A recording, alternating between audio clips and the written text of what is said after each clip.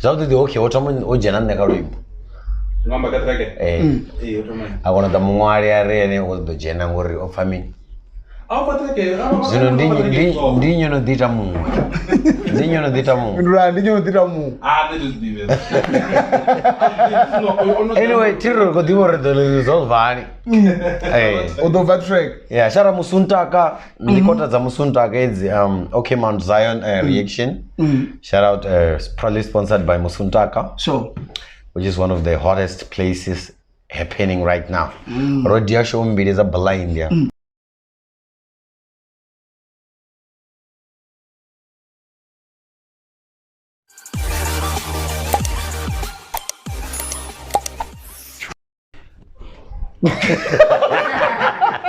Okay. Greetings to the world here. This is okay Rasmus and talking. We out here in Africa, South Africa, Limpopo province, Ivembe district, Toramena municipality, Toranda local town, and we out here in Chauru, Kabuzukunetu Abegwa. I'm with him. Finally, I'm talking about what? On what you about Rodon Rasidi Mera, aka Batondy. The B-Town man. What am I, nigga? You know what it is. You know what it is. Shout out B-Town. How much I'm going to on this is B-Town on its own. Sure. Yeah. We're going to work man. I don't know so much about Tanaka in the YouTube channel. Please, number subscribe. But now I'm saying, Kaelo. When I was just there, the going to watch because we're sang Amanda or Ankara. Choro from around the good one, like it's not easy. I just got a Californian Cadro. I was straight and no pushy or but I don't know like ngadini bona njita interview kana nyambezano vitu yango ngao oimonga or why 90 nozo korona since rikadiro takuwa ni wona rozisha. No, it's all about uplifting each other man. I mean so the so I know to nyadza machero ndo vone vatu va straight blind. In fact no ndivange just that you don't know it. Mara ndikombori rasi zijere pasisi zvapano yani the initiative ya Grand Amanda. Ya uri urikobana dzi reaction vari ndi directors va vinyu kazo nga Venda ya na we ngokona re uplifter savembe va Venda and zvikuitwa Venda zvikuitwa nga Venda which is very exciting so asisi zvino zvoto nyadziwa mara kaze loro toma ni chitoto morobona comes reaction yanga ro toma toma odamini to none ka dumbro ndivyo ndiyafuna vatu ideas zo use unique so I was like okay this is nice Azote de atumtoro nyadza zvichi. Tumtojera pasi. Ndivyo reaction yanga ro toma ine ngaroma ndoromona. Reaction yanyo toma. Nana ndikosedza dzanga ti. I was watching mine at the bar. Aruna mutengo. Because this is fazing lyrics dzikogare kanye. I was like okay, uyo ndaro mufara uyu. Sure. But I was happy because people go and check a real song ka YouTube yanga so zansumbedzore vewo zvinana kuita zvidhava zvavo vasikopatana nanga ngwendira ngozwa so I was excited. Okay. Someone go there but run Manda once again. But I'm number 2 man. I'm quite sure Dibatondi kana Dibatondi. Ngorondovera kuzofina rodovari. Zinalanga ngo misuse. Ine queen unavo avantondi tondwi maybe. So I don't know the way. Marlon linena kuambere Batondy yes Batondy. Okay. So cuz I still remember chijodo tomato much cho attracting Amanda Kasela music wam. Dokuchimzira kwa Wambo man. Yeah. I think don't do any words or man. Ni create some music ngailandira ine ngaura Wambo ne rupfara ruchitonga rwanyadziseya mara ni zvivanga zvavanzwe. And rapeza chiboni busori sharp no wanna guy ezvi tinakona chikwamba or Kasela upbringing na mini zone zo play or role kuranga Amanda. So I don't know so many but on rondo sirimeda yezo borga chabwa kupedza chipinga koreversa zone. But at the tomorrow reversa upbringing kwa ruchere na zvine uroba uhani yena vanhu kwaru waone une comes watamba roll korni muziko wano uve zvinova zvone na musi nganda verini wapambana ngamandana wavangu vatu chikoreversa na Chivenda kwa ruchere kuone kwa kuchitova roruso wamakuru so it was it was amazing. Mara ndishoro mgegura kozamozuma something vafetu abe ari kuva na TV ari kuva na mini so ene achikono dia dzi entertainment dzawe so we can forget runa generation ikokonomvesa so vava mutwa dzingano the time nemini zvezvila zvimwe arachidziziguda na chikoroni so I could correlate okay afa kotangana nene achikonodiva ifiliti ngandira tavo ngori she was my dictionary. Yeah, so upbringing ranga rivovo mthango wa sharp mara it doesn't matter. For me it was a push uri niwe zvinoenda kutodoka zvona so we ndokunda kusoma makuru na the sister. I was the only guy at home. Sister za 4. Yeah, I was the only guy there. So niyazvifana nimkhwebo kati ya mavere.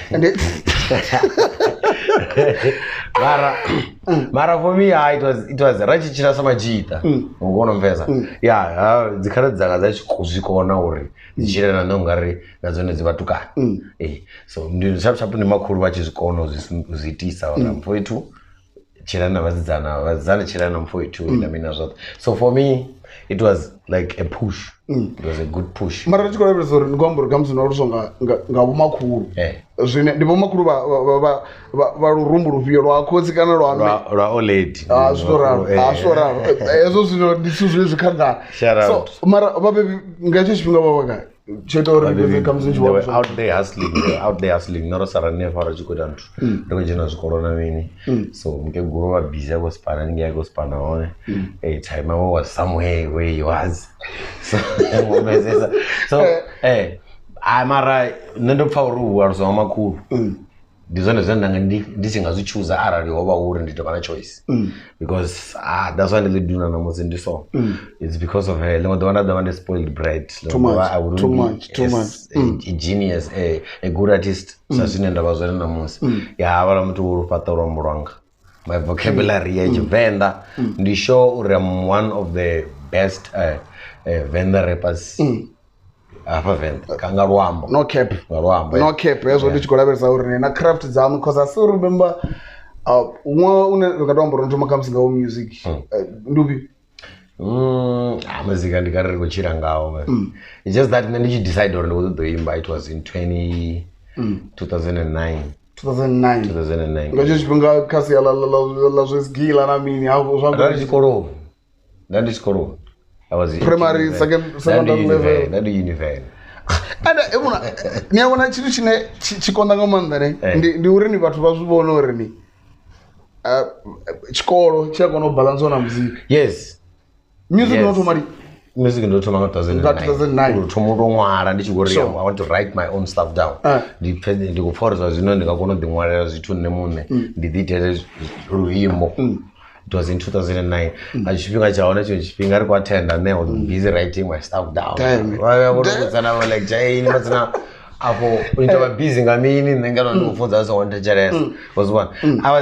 I don't know what happened but I felt like now it's about time ndiditera wanga muzika ngori muzika ndikara ndichikofunda. So but that time ndichikoita zvongwara music let's say nana kuti zinonga vo backspace nekudaro niyaihombo yachiva makwani just that ovuya but vari busy ri kuita zvezvongwara namene a night shift you call me vari ku exchange as a rhyme faidzanga yeah the whole night. But that time ndivapiwa vathu vane ndingambori kamuzika ka-van rap like you're looking up to 2008 wavona miza kudia zvidoruka zvasadia difo divenja ndi vathu vahona ngachije chipinga so hausina ufini katochuza urinyi boma ndi boma idomodadza voni Codemic varinyi Cool Fellow those guys ndivone vathu venerikitoma robona vaone yeah they were the ones vane ndachipforo ndikutekeresa muzika wachivenda ndapfa kutenda but I felt like I can do better than this. So zvichitakasiyana urwera utoda dzifeature namini nani chidizamanya no para too much mbinyane nakatiro mumbulane no vyana ro rumela project na bro ngombro feature kare hauza rumela project you had to go there uriyotoya po studio audivina zori wayaka okay Mount Zion studio chavo udoreact zani achiuvona first of all audive ndo yavo bomo too much angi koya kuzama recorder sometimes refa chance kama bomona nchikokoda chimwe chamsi ni universe ndi universe rikutokwera milambo muredanela chimwe chamsi na chigroup cha chifimi good king rap no ndikomba chigroup chine na kacho good music in the making you're the after you're the after good music in the making it came after nalotomani na big space big space number 20 big space number 20 this is a mixtape nyana then invent 2012 then kono wana majita lani wa Easy Dr. Mosh K Crazy Fraser so you know filmmaker original zila okay yeah chiwa yusuka pozi chiwa zo like a bunch of creatives so mwana mwa watu ziforum ngana mwa kwa kokona nane nanono livanga chipinga nikotanga na chikoroni arikotanga na chikoroni kumtu asa jenia palandi ya Wizi Fits ashita that because he felt like okay this is the vibe why hip hop bunje abantu nichirevesa ne nachakurusa history yawo bunje abantu ngavotangana kuti ngavusikola because chikwata chinokamisa chavo tonongavotiyeni na chikwata chawe vaotaka even na national level ari chikwamba nga chikwata chinokamisa dzitiagesa nepo vatonongavo ma-EKO nantuxa ndivatone vachikotangana kadziinstitution zvivangenendira kuti radiona uri umfoti utakarira zvipio zvine nanenda zvitakarira kare vachivana zva battle rap uchidawana univen apalani univen fm upanda apalani kubetliwa nerasakovera ndivona What dark face yare I don't want to be Tricon was very good what in Batondy I don't know I don't chayimba unabo Tricon unabo Redix yamatangane zwa kumalato jena kayo street libhizi loko rapper yanda wana zvino vatu vabhizi so ndane chimando imana kure yange ndiko trecheresa ndikuzvifuna but battle rap is not my thing zvapo mazina rap aifani I fun battle rap ndishude kamzika mtu ane hawo zonga ndidzi beef nyana ndizvine naona kamzoitwa chikugunyana zvikoto jenana zvakuti ngachi rap ya zvambo tatsona music wanu namusi usihola wo point akamzi vatu namini because before richida kana panda musi nyambe dzechitop ndoposta ka Facebook na rene kombela ni nintumire mbudziso dzine nangava nadzo dzine nangatama kamzi Batondy ndichungusa zo ela ritsakona wazi chikwamboreni why chidakasela beef ne nisatubesa ngamanda nisatudwelesa ngamanda kadzo ngatoraro because there are people like Metro CMG all of no unithuba to come right and it's either ngopindura kana ngopindura not zvikuenda pa utovana nezilezine ndori nichikuimba watohumurorika ngori as transparent comes abantu ngopindura makumwe something like that namini mara arachikocheka urani beef history ringambori ndi weakness kaini ndi mini that's not the weakness because I've the experience sharp ka music ne so if I'm to sit down and write something and then because I'm provoke ini to no ngambare it's just that for me music means a lot atiko to disrespect to that much to that extent I mean so plus never to the vocal we too much vocal tunes and everything so ngasi beef emuntu nokuimberera ngibona mfeza plus nane ndi udavana nda diwa uri muzika wanga una zvino wabvisira kagara vatunu so ndinafene ubaka mwana usikakamukegu so nandichizvidana kazi la kukhetera kwa maivini so ndichivotopambuwa to that extent and pasisa wini plus beef aina cheredi chekani vatu vote vokuita imba dzibeef ni cheke poster dza last year festive season uri kwarungana azvina cheredi so ndiri zvambori ini kaini ndizokoti ndori beef let them beef man zvino zvino zvakuita uri naneredzidzira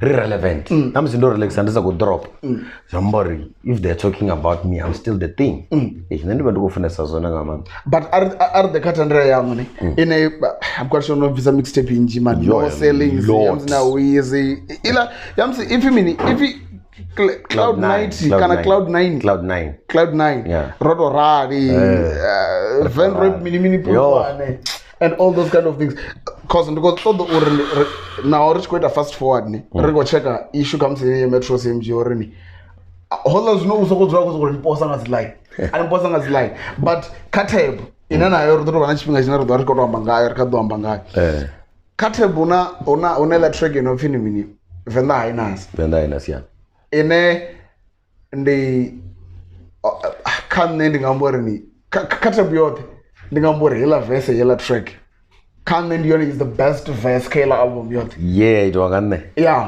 ame Venda haina something like that mara huna ila line ya msi nichisuka pala nichirini irini ine nakambudziso dzine bunja vhathu ndoreni vadzibudzisa huna muthu ane opedza achivoibudzise lantu because ari chikorodabelesa muthu nonga Misofel was featured Katem mara kaine la Venda hainaso not forgetting that una line ya ndormin fuck the crown of the Venda wave something like that shit is too heavy something like that so man I was like like whereas of feature king ya Venda rap mara na bodanari ni fuck the crown of the Venda wave shit that thing is too heavy not literally but you say something like that ndaba yesuka straight ndona mizo like Nigoridiza, I king Nigoridiza. Now, what I was saying there is, but very, in the king, mean. What was it? Yeah, in the blind, in a piranha, was what? Sure. So for me, I was like, let's go to the Sophie, the king. Shit is too heavy. That's what I was saying. Fuck the crown of the Venda wave. Shit is too heavy. Ndizen ndo ndikwambari neti kozito tina tikutovana ndavano vi ndikubizo vi king. Ondro inyangu nduthudzera awoko kubonere kwa ore the king kana ndifira king. So you zwa shop nazo kupfuzekisa vafili. And vafili vazijang so ai avatsuko man. Ori drova so ngana anoti urwa yawamba. Venda ndikwamba ya maifi because ndikumbura ungareni ubvani ha tab. Uchibvana ha tab una podcast ya lead gang. Beneve kurango pandanga Android wana chungezana ikhadi nani yana ingwathi netwa MJK not MJK even MJ Cairo something like that hello I think one episode zinosvika mbiri ine iva ichikonirwa strong nedivelati did you started as a lead gang that's why arana nostarted now those before hello now and ndiyoni yodibusene yontori and ndinadoro yobesa question yane vatondi vachifeature mizo vapedza vachikomubhifa vakotofa dzimba njena that's pure disrespect so asi zvinaranga tozvientertaina because obviously huna zvinyakozama wachiva mufo wedu based nakadzi episodes dzinanonziva you understand so stuff like that asi zvinaranga zvientertaina it's time is money dog sure and vatondi havana chifhinga chodaongora back and forth but let's talk about state cha music nichitotomoto jena kawo wova uhani namusi nchikopambedza zvazvi that time usimple ausongodaritsa vaimbi ausinofunesa zvitu watozifila umuimbo yes I'm an artist now but now rivosokotofana just that now utoshuma experience ushuma connection ushuma uri iwe unobuilda dzina lauswa guy connected navafi yongozwa it's not really simple ufana na kare mara kare zvachidikonda wana na airplay ndikodzamba nazvo izvo uri nakase la exposure richikodawe zvo zvino niyazokotodia kumwe kuvideo kurusa richitu kogova viral zvambori chinyandoro chikipa ni consistency base uri chichavaninirandiane pa mara chitakase comes lorolwera uri nive une navaone namusi zvazokonda it was hard I think I know almost everyone vatu vanji vakondiva namusi vatondiva ngadzina they know me vatangana nane petune avaumburiro vangatangana ne because there's something that I need there womvesa ndiyarwera zvakukuma ndiyarwera zvastraight I think vane vandiva vazvidiva uri tanga zvastrong I think I know almost everyone ka industry ya muzika ngava around then everyone so nichikorwera so uvona muthu ane uvakotonipusha kana ndini munhu I started on my own ndichikutopusha nemunhu navathu vanene rakupushisana rothe they found me doing this thing and mostly I tell them what to do uri niambana nyi ritamini kamisi ndivani kuti zvitara nori ndendesara ndodzura uye vona womvesa but still it's the same thing womvesa so ndausina muthu unokontusa in a nutshell so because management I mean anina izozvo I used to because yadwana chinobvara ufana musi nechiko dia homework yanu ne na vana mbuso zoimonga uri based kandi wene kandi vanayo nichivonga macho na wangu mbuso what you up to date, you need to share no fun on it, what you say. So let's talk about management one comes so far nika recording label. I'm not in a recording label. Beaton Music, I signed myself, but in connection kana kushume sana na hao entertainment PTY Ltd. Yes. Okay. So aringa dwelesi ngamanda kasuzori no eti amini NFR udwana zi platform njizeni ngaya na check uruso rugeti amini NFR. But let's talk about the plug, man. Nenda ko dibori ini nikadibana elo hours. I find it today, bro, no machiro. Seriously. Kaini la post ufini comment ribusoro wala muna wayo ka plug. Try. Ngorwale hada imwe yatifuti yabuza the very same question ele ubuza ka WhatsApp ele imwe ya ka Facebook ndakudan ko confirm ndibo maremba naye imbuso yawo yo bayi same thing yore ni double soro wait ya mini sharp abala bana basiyaba bona and before it wait ya mini nano wana na guy obonyo approach awonyi I'm not sure they were one of the guy, but we were in PTA. Yeah, the guy was like, "Come on, I'm manager." You know what I mean? And I wanna. You don't even have a background in music. And I was honest with you. I mean, I was like, okay, he's a young blood, so that ran him for a platform. We started working, and he showed me where I was going. It was one. Misunderstanding this on in life. We used to fight. We used to do this and stuff like that. So I can't really disclose what I mean, but.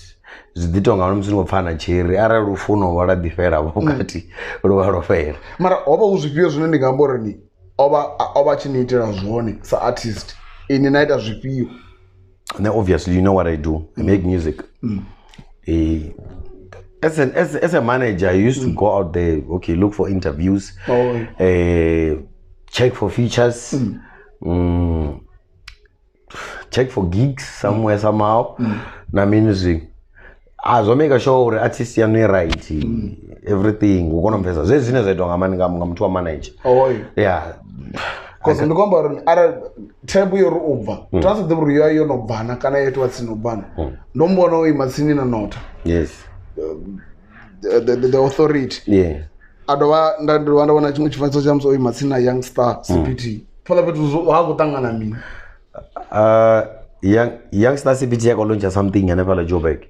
So just you know, like I said, you need to go out there and you know ninga sing ninga mingla na wenyi ninga exchange. I mean, it's contact for information and everything. So he was out there looking out for whatever he can find. So nergo no ribe retusare kana the connections are wrong. He was just out there auto yabo to attend. No. Then adabana na issue ya ambitious ina nayo am question no declare some error akutanga na mimi but bana mtu ano the uzis ada am question kono re platform ya mtu yambaka ango usuko isigere ka ambitious nani chiko signiwa ndiene plug wa bako ni plug ange shop akutanga na no ambitious posted me like appreciation post yeah urikuribu wa ngopusha muimbo Venda many stuff like that so we decided to let's flood their comments, the comment section, Richard sign Batondy. Sure. Yes. Yeah, like Twitter. I will push you. So, it was some go trend. That's go trend already. You know what was Thomas misinterpreter. Somebody Batondy go sign on ambitious. You more post. I mean, in the Velen we had to like. I know we went there. Yeah. So what went wrong? First day they were not there. Second day they were not there. Third day Rabasiana na copy. There's contact. So please call us. There's any available until today. So marazo no resource. Abungani chikombora comes in ngambora ni independent. Issue ya olomuna yorini no dichenza now ngombora ningas to disclose. So izo zote zene achi nitela zo zikaini mune. Yeah, I don't think it's about season as I was going to choose our body. Mara obvious, Timono Mutio to Matutu. So I will need help from someone and I will get help from someone. And I think already Rono Divana Mutwane Rangakono Shumisanity. So at the word in comes in with Sanugo was a bezara guy, but what Ambari is the gum to the Jerom Sansi and the one of them to Tusi at the it's no Marolo Nail. It's not come check out to a bit. Hey, Wabanam to Ane, run up dance or any. Can you be no longer story be? Ongawana Nastorcha El, Awana Storcha. Distribution can distribute no readers, sort of peasant, switch for it or any rumble na attend. I forgot Derry. I remember saying, I mean, you need party. So, somewhere I was over in chemistry, I shot over and so a motor. Chemistry. Can I go down Managazi? Conflict is not conflict in the feeling strong. Because Namashari, I've been out chemistry. Yes, Arari chemistry is a sheshi, the paganism was what is in a woman. Rasa go clicker, Jambara on a decision to push. You understand? So I think in a nutshell, as ambassador is Osika Jesus, I was Chimbrangas in Gandera or Gorang and Sayon. And then if I'm saying I'm right, and you are saying I'm right on your side, Rasa confesses. Somebody, one baza, Uvoso, one visit. Martin's number, some Tonoga comes to manager, our concern comes in the Cassia as the feature. I mean, Arashkamanga, the Venda pollution, the big mixtape, and the mixtape, Venda solution, your EP Lani. Yeah, EP3 album. Yeah. So, let's go check out signing tab, the Altered Beast. You have the feature Jingamanga, the national, but on Black Layers, bro. Miloron Picasso, will flame me. But on Gavin, Palani Inina Nuzura, and as a manager, I thought that the feature can not tell and go to push his on. I can say I go push his on because, like I said, Nenda did the knowledge or thought there is kind of good deal or receipt. Obviously, right to Sana, I can't say very I was doing it on my own. Now, he was the one who's doing like a real job. The future, I mean, so I give the advice or come to us or Jenisa and come to us or it's we looked for a lot of people. Better one and the better one. Sure. So I can't say you already in the trophy or. I was the one who was doing things. He was the one who was doing the connections and everything. Yeah. Zine jambo so far namzara roto ngamboro Batondy bachimjojo ka project inoko do very zvino kana ine yone expecting maybe abe first of all nena yarongotoro like yeah arongotoro rangatiri chibvafa zvino nomubona fanda twi in fact, it's like we were talking about someone no, we're still friends, very good friends. We did a very relationship here but I know enough for one number of them okay mount sayon angampa kana ndikombera unyambere naye ngorumugano wawe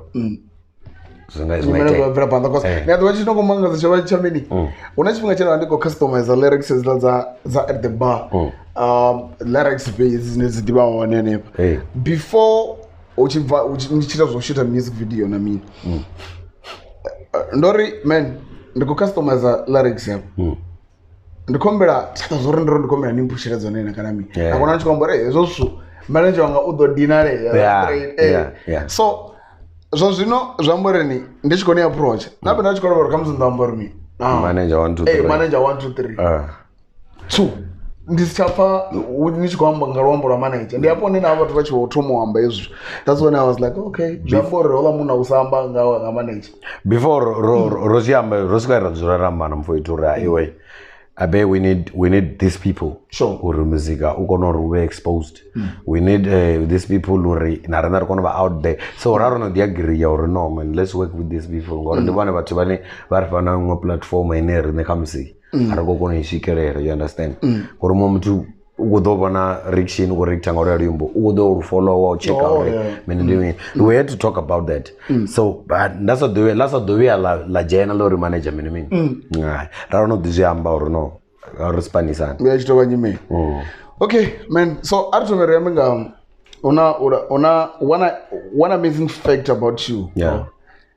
Ndiorini when it comes to features, I think reaching among 2021 uyanga ndivo yanga ine nditotso dzanga dzine adzingokotsedziwa ndingambori the most featured person was Venda. But 2016 and 17 and 18 bro, and based Chittagong.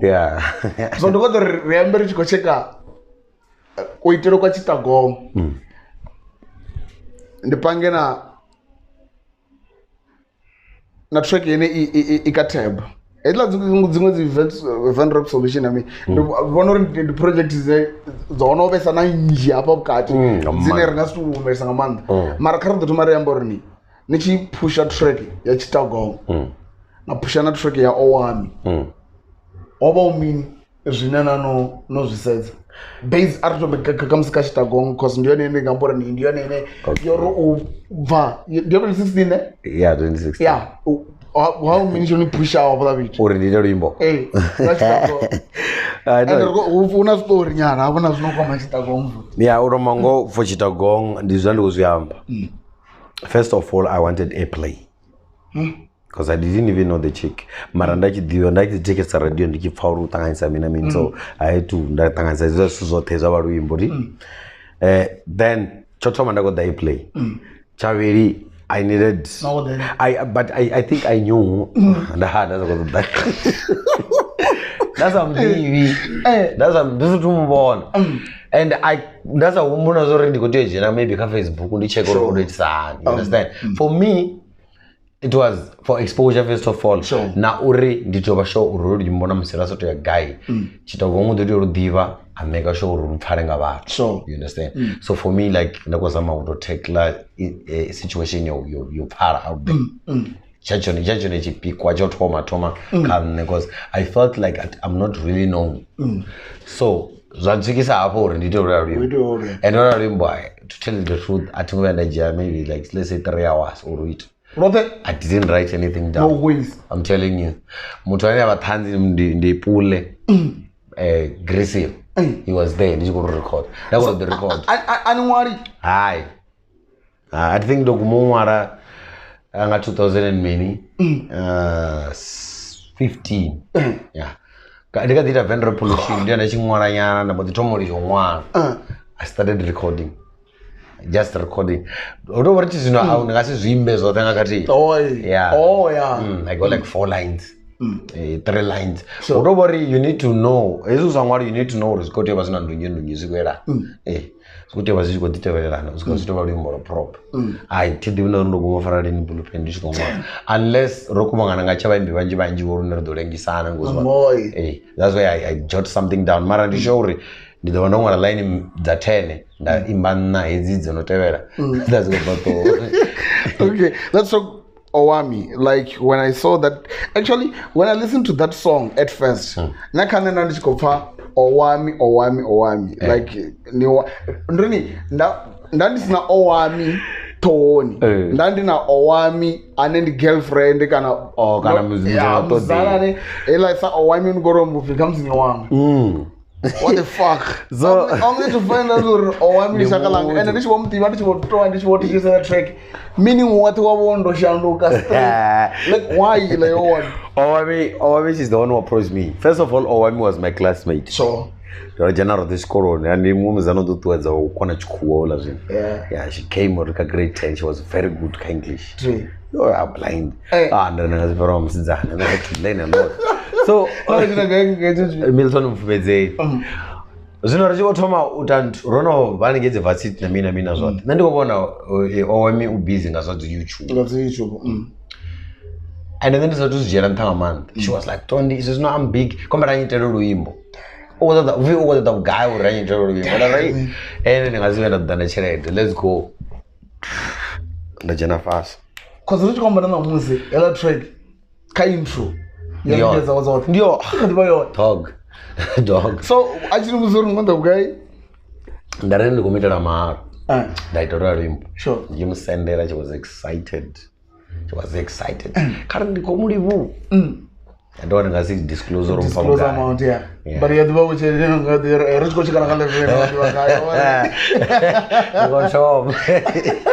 Yeah, andiuwa too much. Nane ndichiwa chena kazi YouTube ndikuona kutomoira rally. Yeah, and I was like, okay, this is big. And I just think I just ugo you wanna play if you play. Yeah, like YouTube. And the 100,000. The 100,000 subscribers. Yeah. You are no okay, she's big. So I'm sure. As well as it, the bottom approach you nanga vangu vlogger vangu vakushuma vakubika kazi YouTube comparator rwimbo ndava ndikochaja rotamba yes zvambaro dzidiva one dzimwe dza nyimbo dzine dzione zitrack una Lindo's Kitchen una Nasdaq dzovara man dzovara blind dzovara track ka YouTube wavala undi kudodia dzi theme songs dzovara wanga man so ndi track kiri ndi yangu notoibvisira onoyo kasela dzi copyright na mini copyright ndiva pa copyright yavo vana cause ndingodona ndikombura ngovona ndira vanoni vangasokokova registera itrack kamzi kasambura kana aninge zvamuri video dzote ndicho necho chinenda chivana copyright dziva dzichi own wanga they get the whole thing. It's just that una amanda ari sokori comes in December yoral nendi yakuwa a certain percentage because music lives forever, you understand. Then I started saying R100 the more later the billion so I need to live. The more you mborichi go panga the bag the more I don't have to I've got a little cut there. That's how it goes. I want to go to the music. I finish those one about. No, you pay me for maybe for studio, my effort and everything, my creativity. But on the song, you need to give me a certain percentage. Because it's like you're making money out of me. So I said, you understand? Okay, now I remember even though us to wrote the amber off camera or you're not gonna dwell much on it. Mara the teachers who's not aware of yeah. Osumbeza watu wane wawarani comes basi 9. Vent rap and vent rap. Yeah. That goes one. Yeah. Abango watu wazona sotamba. Abango watu samtona ngai nimiso. Kind of vent rap like nishi bona vent rap ndivani kubona mini because latani buzorora mtu ane akonotombuza ngaini like almost 2 minutes achikoto mangaini ambore ni chiro chine cha stress nga manda vatundi the music chine unachipinga chine ono dibuya at the one sort of like spine I mean mara azungono vasuzune no last guy because the guy don't have Spanish. It's music all day every day, dog. Like bro, let's talk about music, man. No. Vent rap actually. I don't know my name. Vent rap. Yeah. Music our phone nene it do better rap. It's like a life. It's an everyday life. Ndichira music. Shira music is no longer normal. Yeah. So that gonna there comes like ne business was na kwenda zone double line na dev. Tama music ndi enda rikorrichira music 24/7. Zvinozoneka Vent rap is this to categorize ngotoraro nne ngori vatu vako confuse afro soul, afro pop, afro mini vasokora Vent rap everything. Arari mutu muswa oimba music urekodwa sa Vent rap zvino nati yatozivhelwa ngaiyendira zvazvino ne I am a musician, Venda hip hop artist ndiko the categorizer but I'm a musician. Yes, I'm a musician.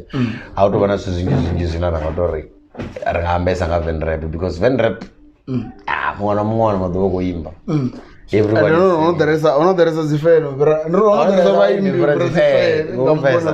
yeah so neti yato the categorize ngaiyendira I'm a musician jumpa kachimwana chimwe but already ndiko Venda ndiwera guy I'm a Venda hip hop artist tree. Yeah.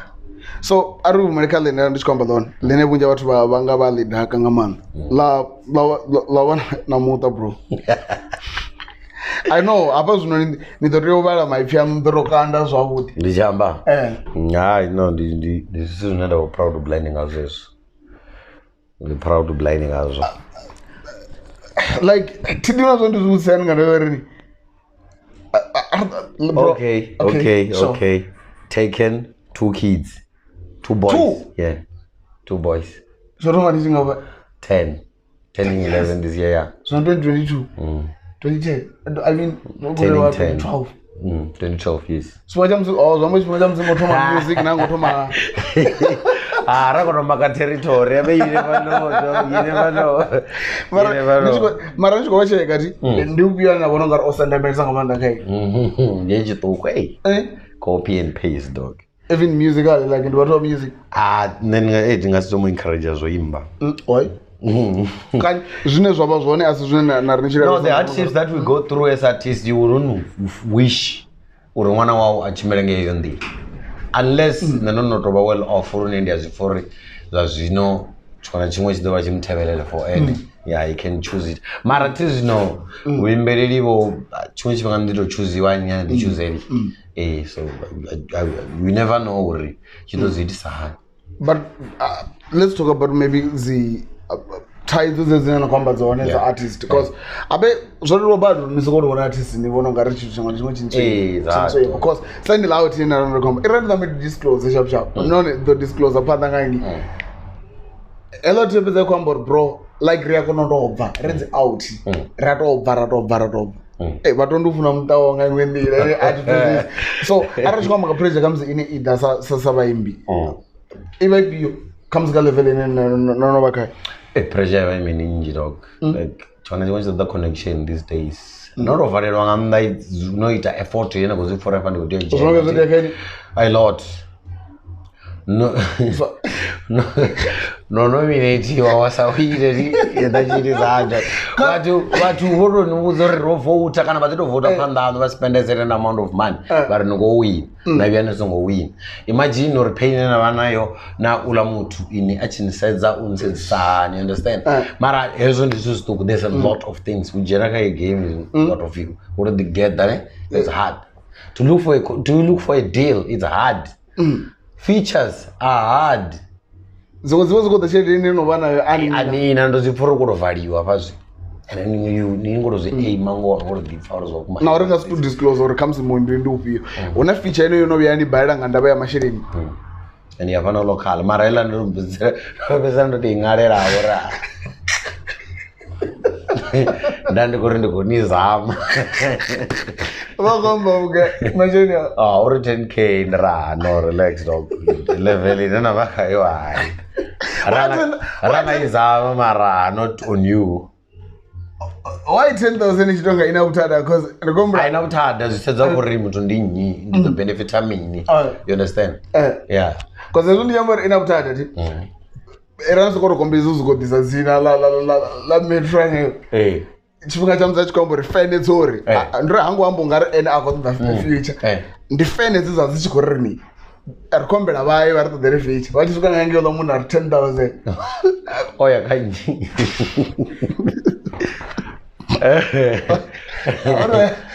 rakamisa vamisa vari 10k unovapesa vachorora fakara chimwe chingobouto hana ti niazvifaneni uri havo kutovya hai mara ini asi vafili vowamba zvateni hai avafili ndizvone chikushuma navo sharafili then anytime is time kafili na so hapo tunasimu amorendei mara vamba zvateni ine cheka level yamuna yawe Lisa zore then go to for relevance and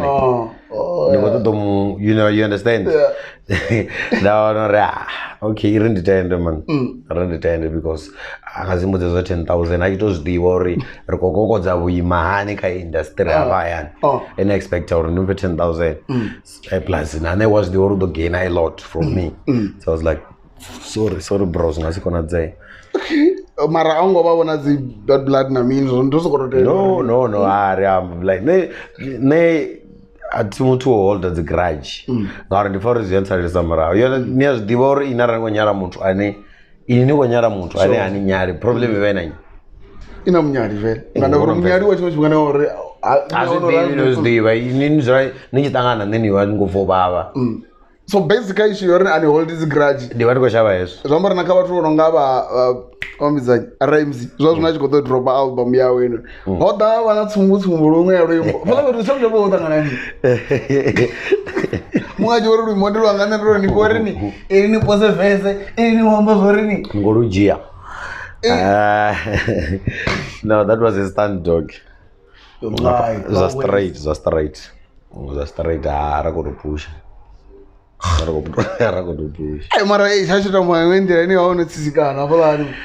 Yeah, it had to. People had to wait. That's my shoe. That's cool. And Poshia or something. Sure, this is cool. Yeah, Poshia. And Poshia, that's the one of our own. What never an album, yeah, to each of Vapala. Then I just want to swim and I know the number of Poshia and one adore. We are warrior.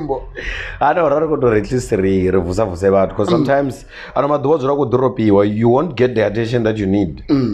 As long as not push stand. Hey, I not necessarily stand, but udori.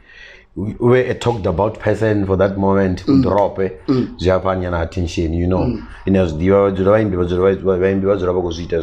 do stand now. Don't fix was I fix was pusher. I don't fix what you push but Mara, we're not gonna dwell much guys. Ka issue ya the track about unanyimbo mbili zine ndatiko do reserve comes the track inonga ini ya pusher ina na kombo rayo.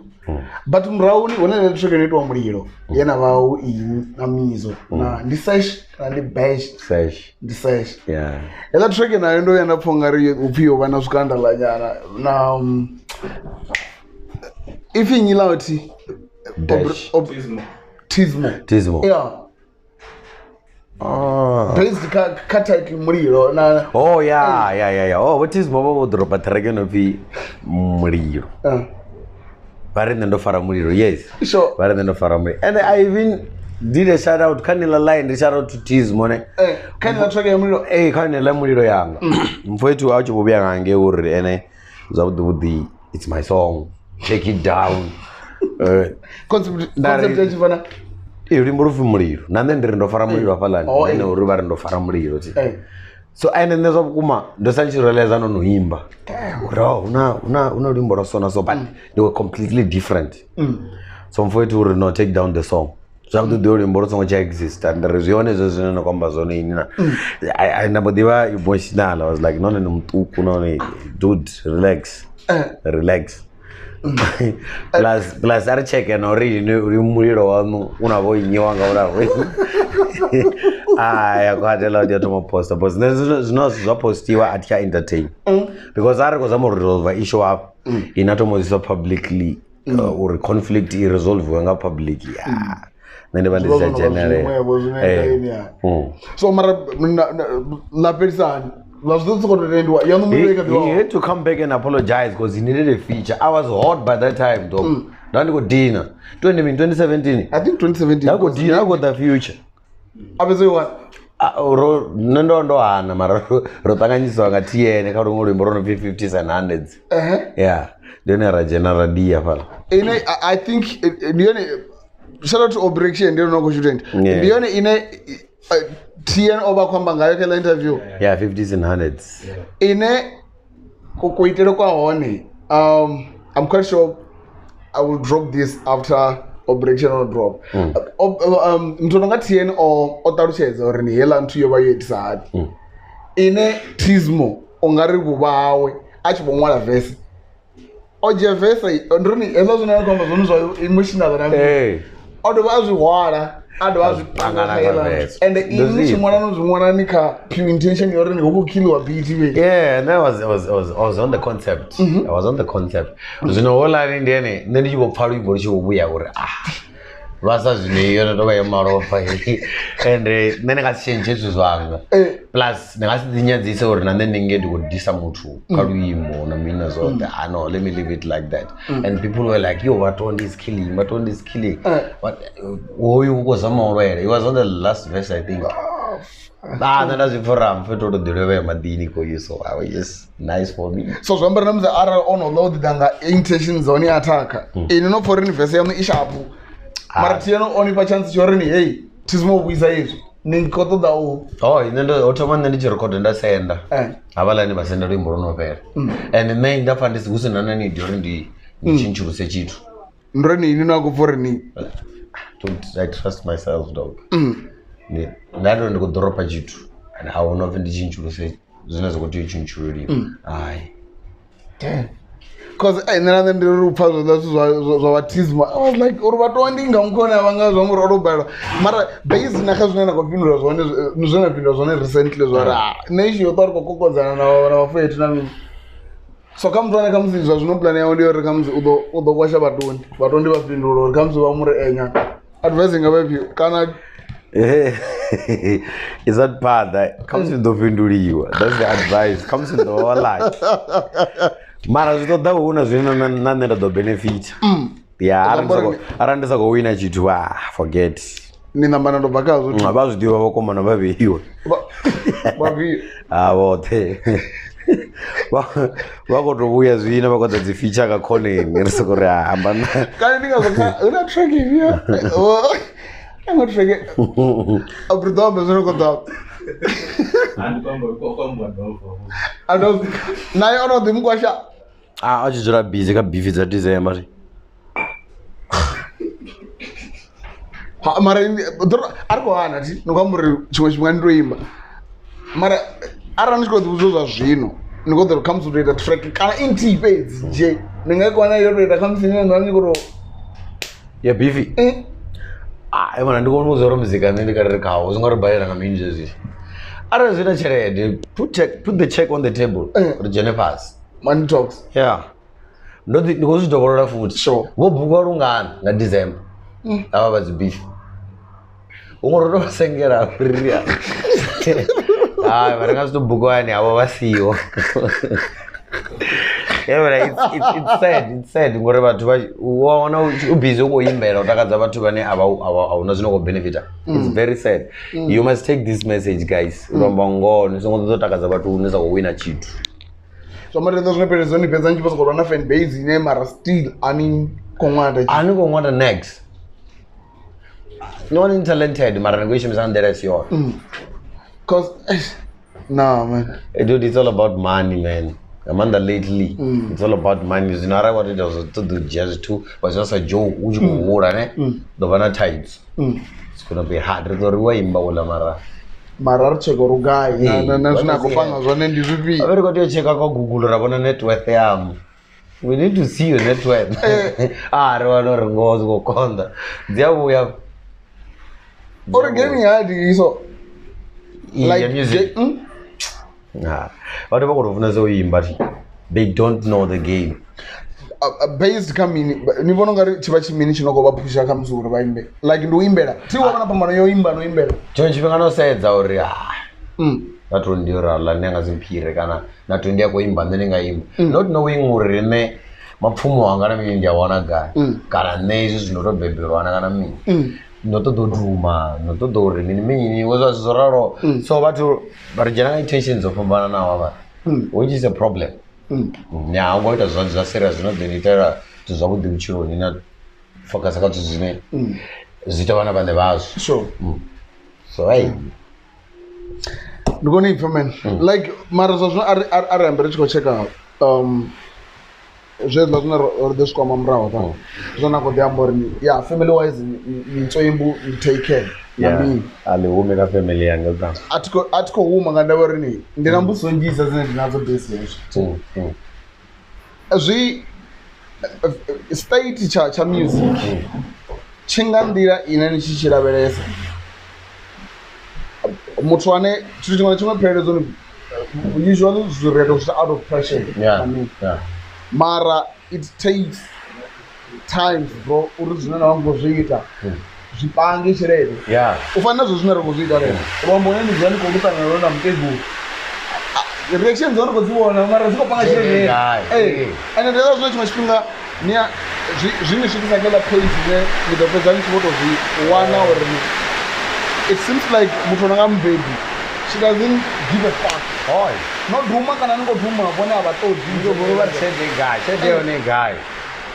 Said you only guy. The other person is going to squad the one of you. Said they are only guy. ndiri no nduma kana nini mara vachirupfana ururwambo sava dei namuti vataruchidza oko mutotaruchedza neokodhutisiwa uri nami ntaruchedza motodhutisiwa so ukavavemupa something akoreda wavona that is the problem so ya utotaruchedza azvinora nanyinyu rikuita sona so zvingaita yara ngompezesa they don't really believe in that until chede ikitokuya chede yasvika ndiyapone vakona riapfananyana mara richiko based kaurini kastage chine ravakatsvo rozvii vabebhurichonari wamufumakadzi ane name ndikuvandisvamba ndiri ndinonoka uva concern namanda ndivabhebha vafumakadzi so richibachika nakalevel enono ndivakayo vona mukekuru vanobvevavonga ndirene vakona zvifesosikobagai zvichiagai kana ndiba zvine museti hakwatiwa ndofanikewokudziwa stori zvinizvi zvinova kurisepanyana ngori rikuzama rikuuya nasamething rive nasamething ende vatozviona rohomuna ozvinekedzera be mbebichinene mutoindivesa iwazivona uri amwananga zvino okodivuudza uita izvi zvamba rona zvina pabenefit avo ndabiva ndikodiva nadzibenefit not almost all the time mara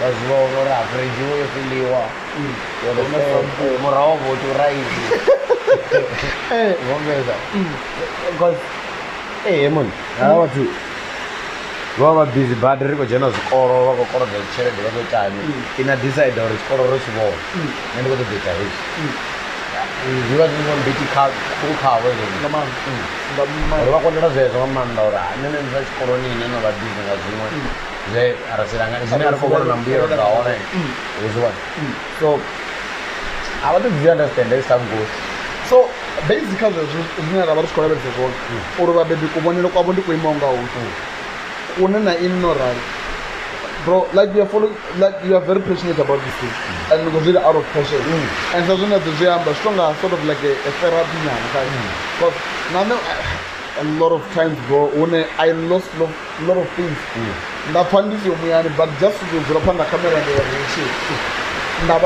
very great, yeah. And regardless of any comes to one and so comes when it comes to over Jena come music aim yawe umashelo ndizvo zvinoda mtora hapo zvino uno patience yeah uno kondera huru and arbiru regarding Israel nanga bijana game ni nanga taxi and taxi ni zenda kudiva kone zore ndi career game odova ndo mwana mwana chi blow up ari kufunga rinsi zvetia toma ngati vana like iwona sokova nomudhurwa open mic najena zvizvanza nyichimirayo mara zvajena kamusic woda cherende utevodhimudza uri kuti vana murundavo ndozvambori industry inoni arani money driven unakonedza zori ngavya ndongara nichikaona arani nisinhu musangokwatera zvakasvikotoda ukamusinichinga ari mufumakadzi why why I think vapesesi wakuinovera rina vachiita now I'm just saying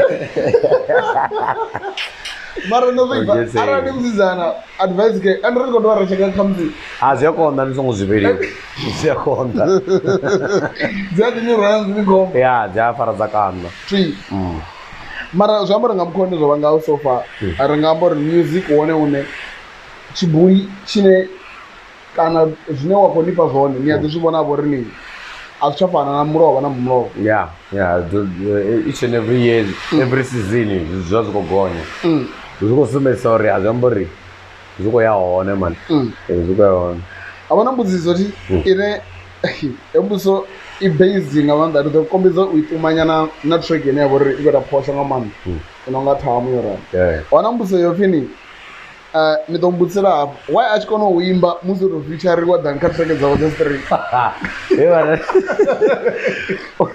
muti ndinyendere kwatoti muti vanakadzine yo nembaleni ndamu ndamu neseriasi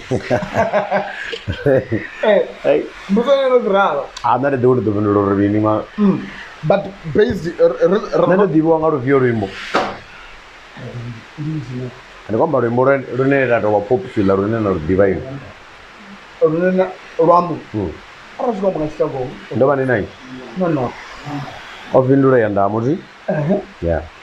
Basic comes Thamu. Thamu idea mean like the concept bro behind that song. Namzi approach here. Cause we don't want to worry let's get out. No, kufiki ndi brand of Vagarono did as nyimbo bamra. So I didn't go to do this remote house. Sure. That are sure. Design. As a normal day, as in the feature of the Easter zone. As an unfortunate, it was on Friday, we'll run off for another door, never time. Whatever, you know what? The thing the image of what? The don't know if it's a big, it is a 2 weeks away. So, that any image of what to cover in this and one of what? Wow, I'm sending. Other rimbo, then as a good Umbra Chitunga. To me, it was just a house song. So I don't go be another cultural state of mind. Chinela was foreign. Hey, don't lie. Which way? And then it's what I can hear in a hook on a mini. Yeah, and the hook on a cross boy on a pang or a space channel. So, that's it. And believe you me, then if feature your hour, I don't spend like an hour. I sit down, that take a sign you're going to win. I want to ring a Jena. Sure. Rajana so already Monroe send out Friday. How the Saturday, but Monday. And I will not go ladies straight. The Tambo Ava, the books and go to Tetemen and go fight Flam. United with Goria, no way, what am I picking? The DJ. Yeah, the digital call me. Already book send out on this in the temple. They're going to put in bottom up and the proud to me. Okay. You're proud. Wow. So, what I'm going to do is go push up. We are in Bocana Soto Bangal voice. What of a voice, Island Lashil? Hey, dog. What are you go to one at the colors in but I kept telling you, but a guy, not all you walk, not all you walk. And open the more of a this is what I was the other number 2 is the Kubiki, Cross Boy, Fortunate, 9. On next bit that fortunate and number fortunate and then Cross Boy are a vessel in another vessel face. Kubiki do give how it Kubiki didn't own a head of him, the DJ Khaled, let's see. Because never don't know what it is. Charakubiki Jagana plan in Ladugan. Yeah, sure. Oh, and that. Because love is a trigger in visual programs in a race. One of the best, bro. Limba. To move. So, sharp or new level. The meaning, do process or ni honey musically because the government went to get the buyers as no embrace music in a direction kai in an any horn cash flow or a previous over. Yeah, because the go umbra and Jamborni. So it's been the process or ni kona zvipio na usakona zvipio zveva right nazo kona concept to than about why ya maraweta chi but the man it's just that I think when I want to track them around no you felt like this time around right so yeah is my close guy na yerozoro kudiam e oro amri afa mondro zifavore nenga zichene basic game inem a game inem wa for we vai was for radio tsana mra uzwa so Thamu dog Thamu ndio nene water na muzi because ndikoona zimwe poster zinoshanduka atomwalwa vatondi wa Thamu no vatondi wa Thamu na vafizi lingondo vani jara branga iwo to Thamu na unaona huo na nanga faseli hapo ngafaseli ndi machangana enda ndikurajena zvino uite weyosuka somebody all over let's say yeah the song is everywhere everywhere I already want to travel out of this year everywhere Venda ne na mashango anenda sa Devi antane OuterView so OuterView ne ona muntu ndo 01 ane ndichigwada chizila chabo 01 ya chabo yeah 01 zati ndichigwada chizila chabo kufikidi yeah orini why acha gigini asafari singa music urina vibe like Thamu na Tibala why hezwi no gigini because ndiri ḓivha uri ndi munachi pa performance u tea u ṱuwa nga nḓila ine ḓo sala ri tshi khou huwela or some more but mostly ndi vala nga Thamu. What is he saying na lo relativana zwi amba uri khamusi thaidzo ndi yeyi ya uri ndi vhathu vhane khamusi vho ḓa kha concept nthihi fhedzi kha concept nthihi fhedzi ya music vha wana uri nṋe ndi khou vala vha nga lo foraho ya mara hone real ri vala nga Thamu ngori you know vibe ine ile ine ya khou nyagea na mini so Arten, I think here's no imbudziso ya Trinity yoro itea mini between ene na ambitious kana zwa kosa kurambo no pindula awana nambuso yori ni why asa reply ka CMG ukoro shaba kuphamuliwana no pindula nazo yezo awana mbuso no baka TN ene munhu TN orori nina beef na Nwali hai tsira beef na Nwali ukoro ḓita nne It's very simple. Ufuna bado ditanne. Mwanzo Sara Nwali ngibraya ngazi mara u siduri ya pesa ya nazina ndo kwa. Intendo ndi pesa ese. Nwali no, he feels like he can do better than me. Is it result to the Ronam's road so nendri awumpiri nanori. Yini timopiri. And let's go back again. Ndizwa ndichambura na surrounding ya munga manda. Ya countess. Yeah. Cause around in the song. I think the dollars yamba is called correction yaudi. Kan to kaka podcast. No yeah. Cause ne ruambo ne ndizwa ndichambura ndoroni. Erandi kombeze utrobe ya concept yonini. Nene mwana ndiso atuna mungana. I don't have like a close friend. Yeah. Ngandaba ndibona uri unacho ngize ndingajia dzine dzidowa dziko benefita group and the Venda tendor me arali shirin comes in this gill which 150 nisongo ḓo comes vhathu vhane vha ri vha wanesa comes state na mini because ni phonga ri mini ne right ni wapira target ne vhathu vhane vha wana dzi 100 na uri na ni be motivated so based ka question yeno ine TN akobudisa yona TN ndi chigwada cha Nwali ya ane ngakuvonele kwa TN uri ri chikopea vomrepo bote va music wa Venda Nwali is number 1 is the dopest Nwali not more than me zvambori arali ni TN achikori ni Nwali u blind upfira Venda Robiot zvambori uko compliment ai ngori Nwali uko dita ai gamusi kana TN achitore ne atu tondiva zvavudi but he knows he knows me very well one diva TN and I was the one in from Nwali TN was the one in from Nwali u did overcome to defend abo braya yeah tedivi kana ri vule dzivhidzi catalog ndivona ngari lelo rivule catalog angasi wina Nwali namse ri chiko tanganyisana navo vawe amza chika the female event na zvino rotoma rode ana chimwe chitachino pe Extreme Caesar we were there Extreme Caesar chicompete na backspace nene chicompete na ene Nwali he knows me very well nikale even aka language usage because what I love about him bro chivenda chawe chiya Nwali ufera chanyi tungori ufera chanyi base na kai ini abe chitu chine ndachifuna the creativity ngama zvino ini ngotori kane na Nwali chivenda ari somene kachivenda changa na chivenda cha Nwali chero blind ndichipi based ka music unendo ba expose munji kawo ndichamo kana ndikorovana ndione craft njiri yone na kabisi yanga ndiyamo zvongo for Nwali kutodita nne and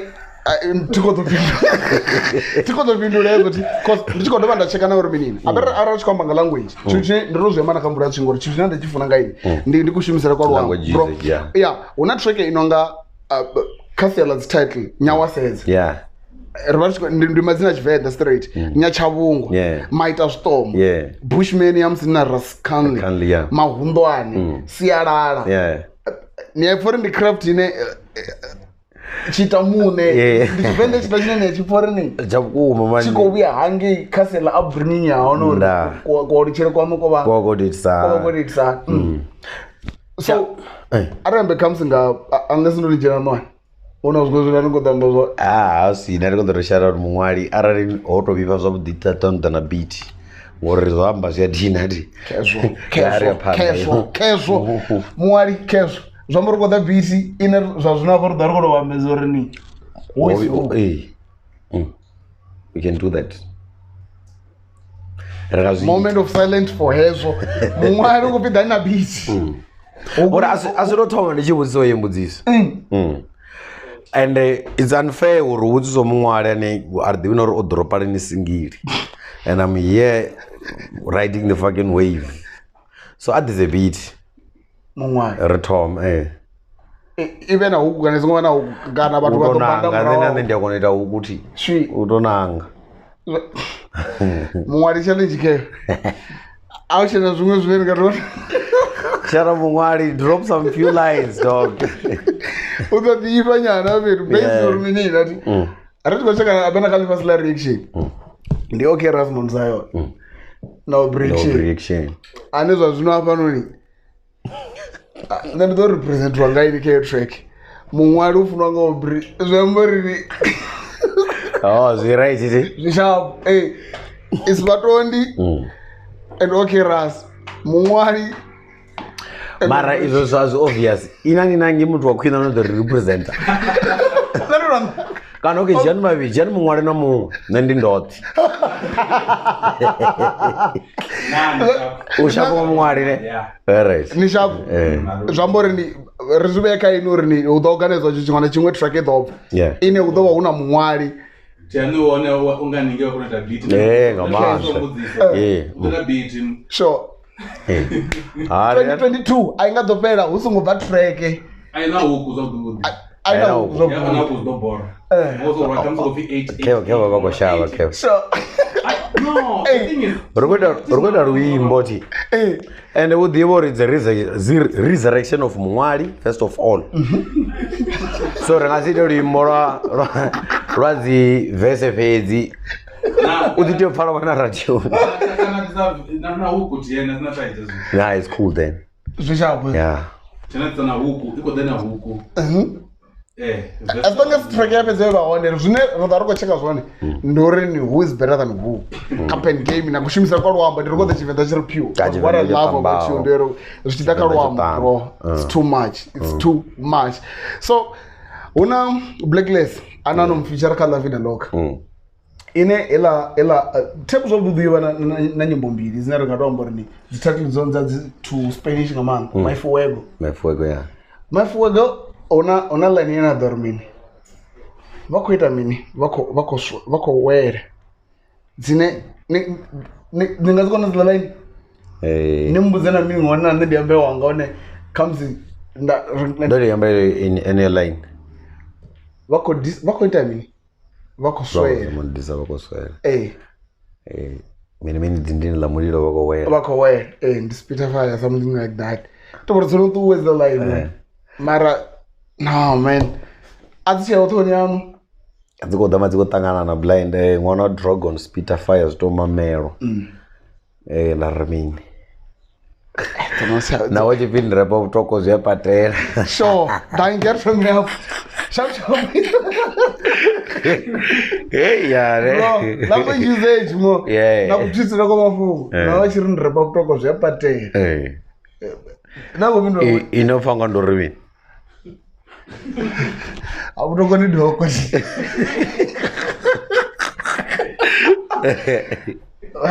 Varmini ndawo chipindira pa utoko zvepatera ndaundaruchedza uri nakwamba vi nanane nditi show ndikoreva show craft ndiyangu unless nitori anina mamwe mafi akuwisere vari zonga matambanyana utoko ni utoko you know mara ndakori ndanoita zvozokwatawo nyana man what I'm saying ngombezesa ngorina patero ni if you have got a running stomach yeah you understand what I'm saying nina running stomach nozura toilet fedzi hauna zvimwe zvisizokoita mara danonga notigeta wa toilet ngotoma notokokomedza sorry to the viewers ne zvitotoma zvanga zokwata nyana understand avo izvo zvinengomba zvonekeza like be stiff nyana danokwata man Songoba. Hey, you gotta do that. Yeah, sorry to the viewers. I'm not really too explicit. Okay, I want to talk vibes from my dad. Yeah. At the word based career life situation, or I got it.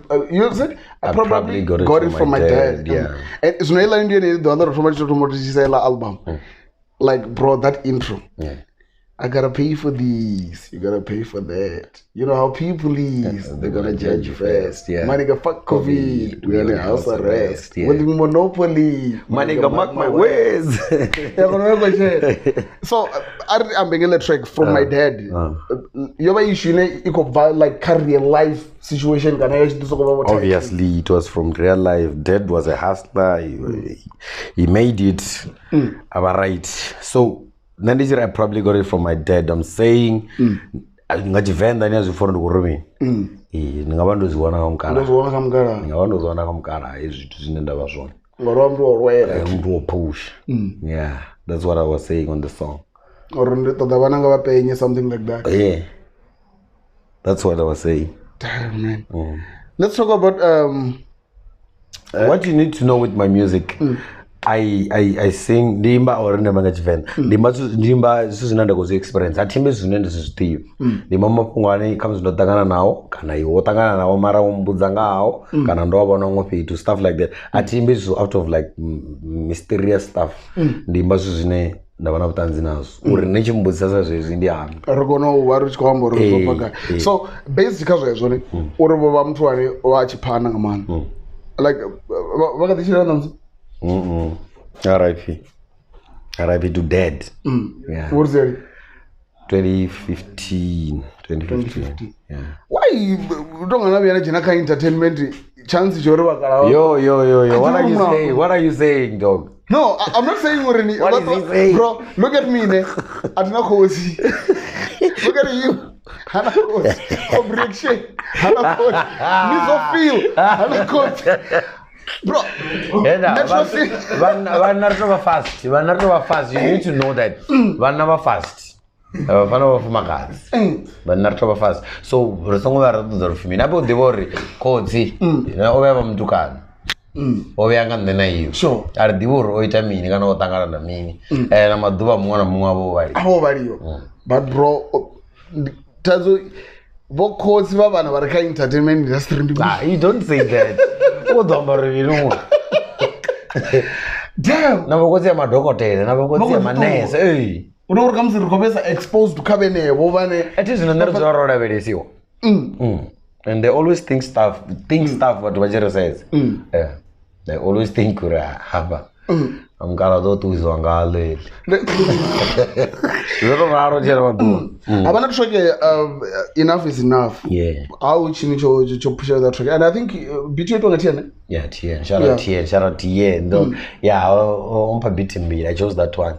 Ela tereke wo how busy with them wanga zizitu. BV and all those kind of things. And around in Boravi, none in Jaru. Novi never touch my sister. I think you know it. I cannot say Zondorua. Ora GBV Mara Tizzmo album. It has to cater everything. Oh yeah. That was for okay. Oro to Jenapa. Una record winner. And did you go? And then I can't play like that track. That song, dog, is recorded. Too much. Is recorded. Plus, now the bookings. Now I got a call from someone. Okay, it was a GBV. A good shot. I've got a song about it. I'm no remote the guy. Na charge. Very sure. So as long as you're around somewhere somehow, you need to do some educational music.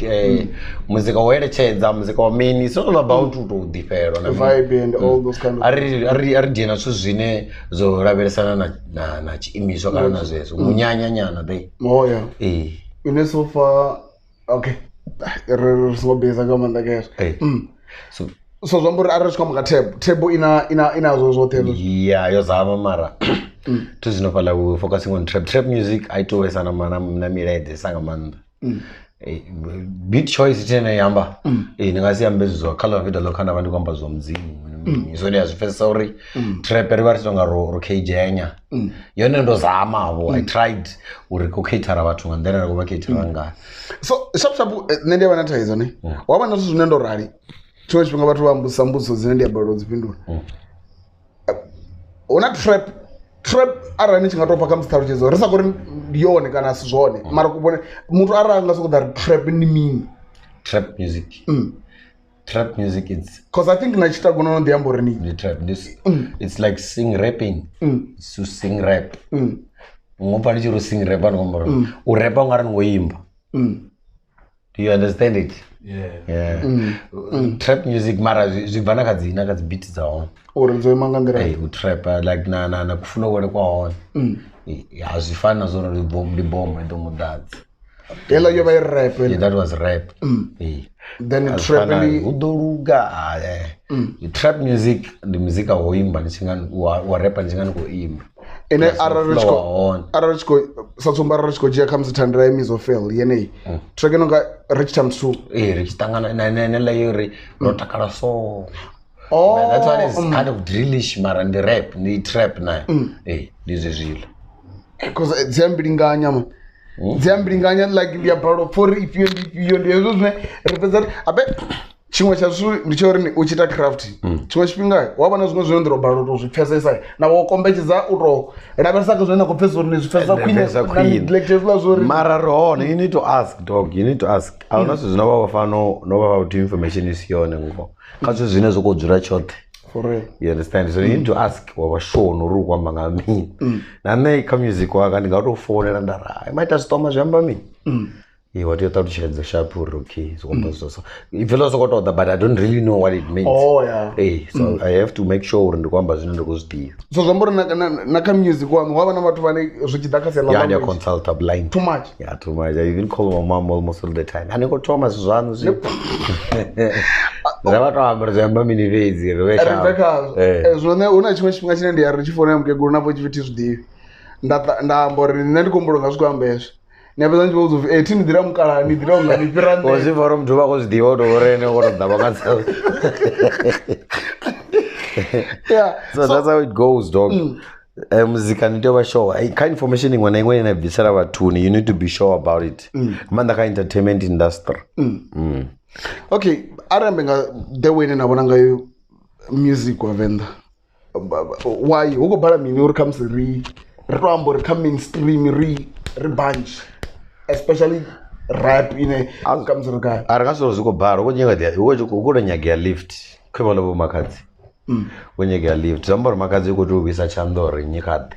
Let's go. Mukosina, I think she's getting there now. Womizo feel. Go to the Fino, was at the Quatamara. We were going there. Amanda Kai Kaza were in Amanda, it's not really dance music, ne? Zuko to Kondanya. It's kind of hard to generate exposure your day out. And the music which away if you know now it's piano time. Somebody already go the repam kirikite. Somebody to ride a wave. In a so fun in Gambor Arach Coraversa Venda, but Macadros Machamamba, Mukosano Biamba. Now what the Shuma? Ka S plus, bro.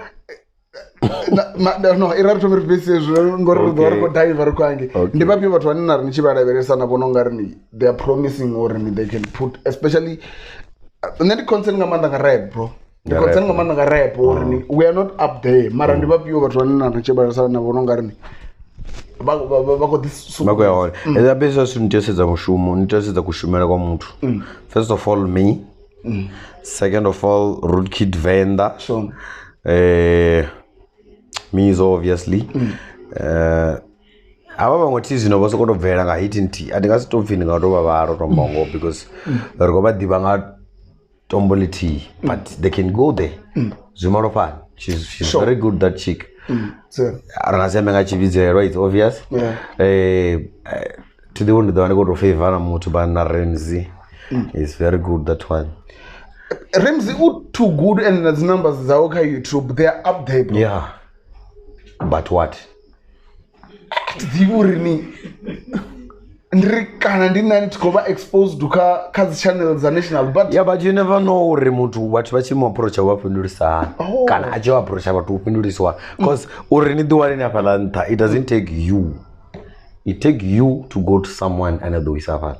You understand? Manda nendo kwamba ngandena divanga yo uri nende to vapa zvino ndiwane ndichifendi popular hote ngori it's all about publishing, it's all about visual ndaninge marketed. Sure. Ngaba talented hani kana hani. No unaba ivuduma wana wadibora bakoni. Ngamanda but ngandaba ya yori vadiva vatu. Yeah, I think flop ya vorene kadivene. Na ku unity nyana. Renari kono pusha wave in bulk. Mungaro faru better than munga utumo feel orene ndikwenda they isolate, which is wrong.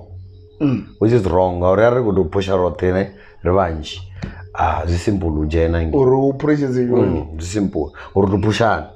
Nene na fan base yangu na fan base ya ulo na fan base yawe. Rigo tuwa rote, rigo pusha to on this is going there. So I'm nena nene just as I'm browse. You understand? Hey, so it's kind of hard. Rine ngamanda but that's why nende feel ori Venda ndiye nini zidonga zidoyirengera no ugonya ngauri banga bajenanta norubo foronga stage oforoba ko doimba banga bakofuna vitamini bozo ende rado rekodo do unity anef muto ono duma ene acha check ori uti collaborate na bamwe ukuthi ori abe chitu kitina bamwe mona moto mubvadza which is wrong. Ndizo zenzo kurerengisa rini zvine zviyambo zvichidana kazela dzi feature. What amazing fact or what I love about you Ndiori, when it comes to features you don't care, bro. I don't give a damn. You don't give a fuck. Like as more music ndinyono kuda cause unala track ina beta na mazwari completely different na ridibori ni nendita zone. So with that how do you now iwe what the okay Mount Zion what the hava unabonyi banene atinabo. You understand? Isn't about to thought is to source something from you. I think obvious no those are let's say my vocals and everything. I have to get something from you as well. So those jealous too fast. And those Rosian Bariki Tomo is a podcast ya umenimi. Gomba so honore. That's why there's a kid in the feature. You never know. Mufetu mu feature and number uposa fetu. So straight. Let's look at Thamu. Bokuviki now watch the well known nyana. Yeah, look at Thamu. Gomba ruimboro no road. Sure. Do you think undikade baka level ila yena bandika? Yeah. You see? So nyadzi. Ngori chimwe chifhinga zvekonedza uri uchito jena nepo. Wa number boy. Ndozvambora advice kamuthu ndiori ni. Nezongo jera so pasi. But you have to look at the benefit mini iwe. Kaila ya Thamu nano cheka mi. Katamu okay Kuviki was just my friend there. I was already got the benefit Kuviki it is no the one relationship people. Remember it's complete stranger auto davo. You have to check uru nani don't wanna me. Okay. Rukugini mo game nezo. There were 2 hours is it? And 18. Okay. So Arnambri ngerko hobera kapendero ne. Yeah. I've got not two the competitions there. Yeah, the competitions there udana uniposa kamsanga questions zine aziyadina zidini. Okay. Zine kadzi body of work dzanzote. Ndipi yene table obvious. No, it's not obvious. Table carry visa. Table robanga carry visa. Table carry visa ne. Kana ari bangi. Ari chikorini unathandira tauro kids. Zine hote unene ngachimbira wane zvino. Hatopfi. Batondy. Komba ndere na projects za mtaro. Ndivyo yene ngapona. Bidana taru kana nti. Bidana taru. Dana mbili. Nizongondana nti, nizongondana taru kezira, but dana mbili. Zvoko ndi guide. Ngori tab obviously ningazi the night ambo ndari 1 2 3 ite yana yo petu ngabo Gauteng petu ne Lwambo minimi confessor but okay arango busori ndi favor EP yokathandira dzanga zote. I was growing there. What to take it as over kind of Toma where cuz did not deal. I was growing na Lwambo rugo dia ruchi so I wouldn't really choose marato vikani the night hiyo. Riko cheka na quality, riko cheka everything obviously the tab. Or you want to go upgrade so obvious in the tab. Yeah, really. Venda pollution. Very pollution here when the nomination Raruka Simane. Yeah, no money to run the solution. The solution. Yeah. I got to go to the copy. Yeah, and the Tuana. Well, the board. As Ampa. The Doam. How the Tuana. Okay. Bro, Nekanene. Tabun Gabo, and I mean. But the unexpected arrival mixtape. Yeah. His last mixtape, his like DVD album. Tidings and album, bro. And you won't believe I'm gonna repeat in a fizzy. No way. Studio. I gotta say, does it? I think it's a fair. You're the I'm gonna do us to DHT or record. Hi, bro. Infidelity. Infidelity is not to one and nephews on a beat. That song. No, it's all there. Don't worry, Thomas. Remember, Zotera Sebetuti. Zotera Sebetuti. No ATM. I am no ATM to you. Yes. So sexy. And I think Sierra and Laboratory. Ngoro visa mo the Tomo Dina. Ramuna Moderca dia mixtape. I was under the hook, and then the Thomas under the hook. Hukuna verse. Yeah, I think it's 10 tracks, 10, 11. I think about 10 or 11. And she's generally for Namanda, like Cassiara, especially. Sierra, you're na physio vias. Bamba. Venda boy. Poet. Hey. And when it comes to features, na Shumere, you don't care, bro. Aye. Especially Cassiara. Burendi, Watonga, no Shumana Watonga Venda boy. Yeah. No Shumana Watonga Papatire. What is your the Noshimana? Noshimana Nacho. The Noshimana. Says the white and Doranai. Noshimanacho. The Noshimana. Why do you go for a car? I'm going to go on some. Shout out Mudogwa. Then I wanna not Ben out. Yeah.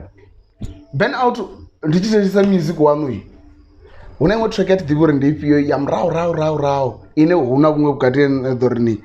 Mean like burn out and hot sticks mabuz or something like that. I wanna check a burn out. You know already support sticks mabuz on I. Because to me, it's not like no, the hot sticks mabuz and the legend dog. We need to appreciate it. The only time comes is in the I used to like his music as well, so it means a lot. It means a lot. Because now go check out. I'm going to go on an interview. Yeah, they done a King David. She got touches hot sticks like your bagay. Near the other bagay like how many hour I'm done with drama. Okay. Don't know what kind of concert. Yeah, music. You know, we're pushing music. My one wrong with the team, but this is got similar or shading. I mean, that's why he's also got sitting out. But Sarah got easy. I think I'm close to 30 minutes. I won't entertain a crowd. But got dear face. Issue where therefore feeling materials a guitar. Damn, bro. Hot sticks. Yeah. That time you British keep from like the way I was like, what the fuck? Yeah, that's dope, ne? So blind. Azambe bend ndiyafana shishimisa ngamanda nazi ndikatoa ad-lib kana zi background voice over the one whatever ad-libs cause ufana na backups. Yeah, cause ufana na hivyo una track Bushman. Thank you. Ndoita reaction ngayo la track utobora ndaruza zi visuals zazi blur asara maifi ndabodingana na visa chivenda chana chikwamba pala itokokorona na track mapfura. Yes. Now you are talking. Now those are ndivona muzika one ndenda ufavor ola zvino like ndoita ndiko fanda kuti ufuna. Ola muzika wa Venda Siarara, le Bushman, mapfura, yana nyimbo zine ndozifila namze ndodziita. Zinkhumbuza kule blind. Okay. So let's wrap up. Zwambori zwazvino sure na mind of storm. Ari jene kam rotorokombezi ziapo zvazvino. Apa zvinokoro kombezi and unofini okukitwa mti kavanhu vaviri udorurisana vatu Jitas. Dinifuna norte. Let's go. Okay. Arogata magivine urikubvisa watu vaviri. Nambora unoni boy. Akadiricha zvinakweta zvona. Uyu namusasara uchimba. And I don't know what he. Mara ndinifuna north. Utarisala mti. Ati mekasi la kupereza kwa music. Kablesa na DJ Limza. We should quit. Ozupa mara. Nikono pamana blessers inorogodo shumarini. Ando nini anijishuma na blessa ndakonopoza ini. Uramzi jichinyara. Zichinyare. No show. Yeah, mara okay, DJ Limza for days dog. And they go choose a DJ Lims. DJ Limza must go. Must stay. Bless her must, you know. Bless her. Okay, because in this company DJ Lims, I think this country will be a universe. And then I'm trying no toma udo sukakae. Yeah. And when I want to watch documentaries, you know, this nice combo radara way universe. To go. Why you got tongera blind? It was a dog. We are which dumb thing never we my vote for una video. Mdo mufa ungangomi goma voting. Atiyo. No, the niggas felt like they were good by that time. We were dumanya. And then I go need the quality of your music. Yeah, so one of Vara winch bad. Goran there could was too. That's as yes I cheat. Kept on coming back. Okay, number one. Rascally versus Misofel. We should quit music. We should continue. As also we rap their dance all because we but you have was this anora to the Batubanga. Never check a level already. Arascally level never class in Arascally go for but you don't food. Okay, had the Rascally. Misofil must stay. Shit. Misofil must stay. Yeah. Like Misofil Owamie Minikai. The moment they were there, we listened to them. Yeah, I was you understand? So I Misofil for days. Yeah, Misofil for days. And they were respect Atiola Mona blind. Plus. Because even now and then none of the plus not represent a game, you know how it dresses. It's good. Too much. It's good. Too much. Yeah, we culture we represent a sharp man. Okay. Ramzeey versus Romeo the Great White. Romeo can go. Why are Panisungobia not Tatazela? Ramzeey is my man. And Romeo is my man as well. Okay. Dog. Tiger Boy Mukoni. As if Mara. Tiger Boy Mukoni versus Roadkid Venda. We should go, we should stay. Roadkid Venda can go. Tiger Boy Mukoni is my close man, so. Ndikita dasi girin their tiger.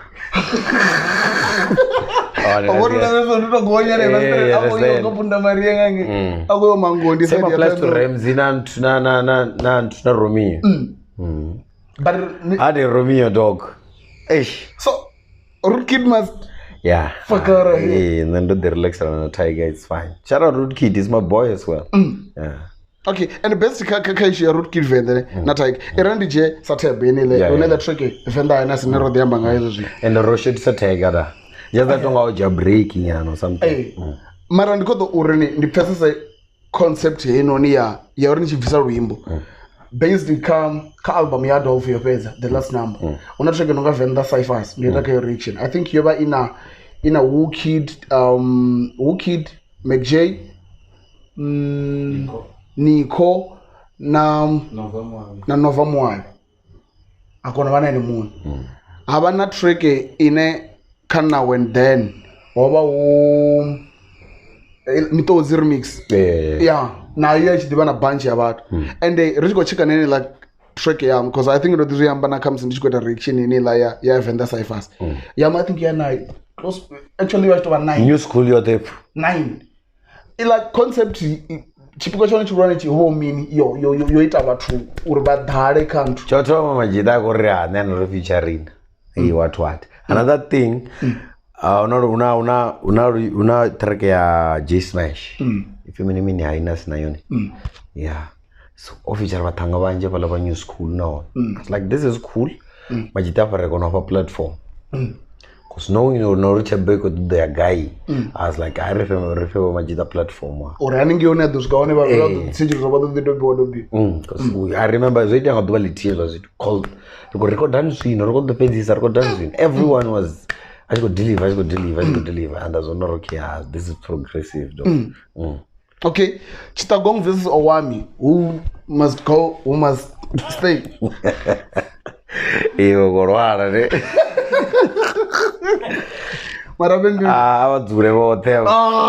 must all stay. They must all stay. Could you choose some tea? Hey. It's not going to old to school. Owamie Dimzora Wanga. But Chittagong made me, dog.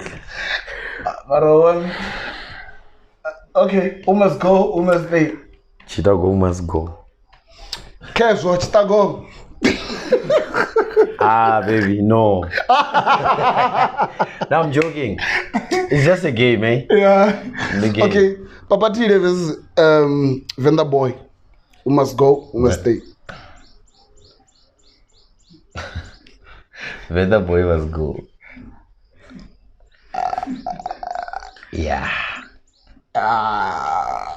Why Papatile must stay, bro? I don't know about close blind and I demand. Problem is not done about personally. I'm going to face it. I'm going to go to this about to Japan and about to baby. That's queen. So, okay, Rasmond Zion versus Aubrey Action. Aubrey must go.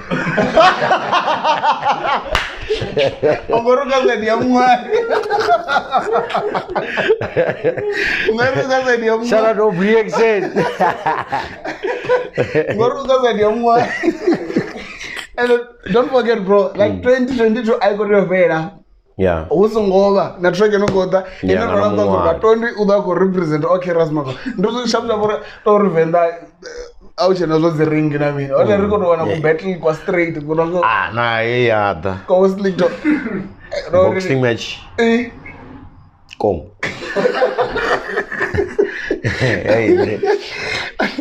Okay, so bro, I'm going to Amanda, man. Like, or accept her invitation, Yanga. Like, honestly, I'm honored and humbled at the same time, bro. And you go check out any. I bet Wabana Nanes Loud is in it. I'm told one base. Ne. And then him Tiwa, if you don't need authority. In another number, she was finger. Near the says that the compression she was doing a post that she was very she not going to line Yana or many panda the bottom roundish or something like that. And that never know what you want to snippet. I don't go with this. No, she want to something in her feet to go to drop of the street. Not the body robes of ya. God of the Kaiser as always so in ginger. So basically, I'm not a bad person. Why? So what? Nini busy means Summertime Life. You want to Tanderangana, I think it's 10 tracks. Nana Nyambonji man. Just go to foreign and never go vis. Ila track single Tiwale ila Indishimona Ramzeey. Originally on Indishimona Ramzeey, now not big Africans. Big Africans will go the Wallo Dalona my pianos. Yes, originally on we don't want a big Africans. So as originally that was just like a song. You know, just go to drop for relevancy and everything, but the original one in the digital stores and everywhere. So yeah, una a Summertime Life. I think that they drop mid January. I'm working maybe January, you know. Uni. Oh yeah, mid January. Just that one of the results is blind, so not a promoter, but I think promoters of Umasi. Summertime Life is dropping soon. In a target almost 10 features. You know those yeah. Feature Ramzeey, Big Africans, Londi Jean, she's a Zulu girl, Lucy B, yo, Dara, folks. A lot of the upcoming, and I want to do it, and I was a DA, and I mean, as a producer in Jennifer. So ndithandira ndikurebvisawo nauri ndikupushana vamwe vathu ndikupusha navo vane madzina ndingofarira nitwapo there are talented people there vane ndichipfa zvevaita ndo zvipfesesa uri zviblind so I've got a lot of music man. I think this year ndingadhoropa thandira dzinosvika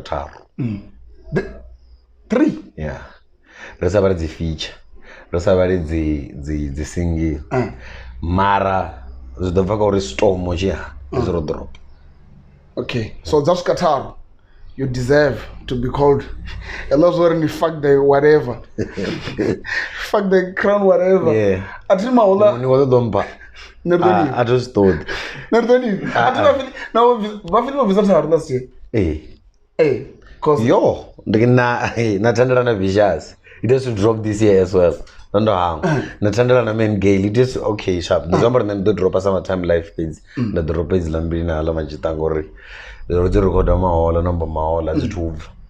There's a lot of music somebody in craft ndinju muse nature vari mera ndisa kubona na ndivari kata muzika there's a lot of music and I still want to make music yeah bro thanks a lot man thanks a lot unless njena zwi njena zwi comes the follow up question don't regera yeah before no before ndikuna ngono na uno kusala manda let's start with sponsorship yeah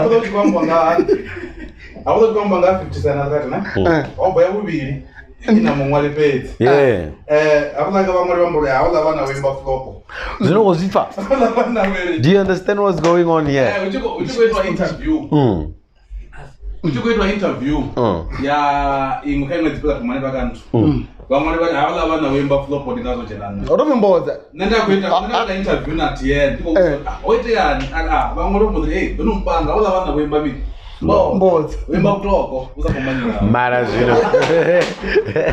mara zvino nyazvifori mutu otoma jena karuimbo ndei mutu otoma achitoma wemba before ndingasiri zvakuti okay otoma ojena nekaruimbo ngamba katrake akona da Nwali arene odojena ngori ofamini zvino ndinyono dita munhu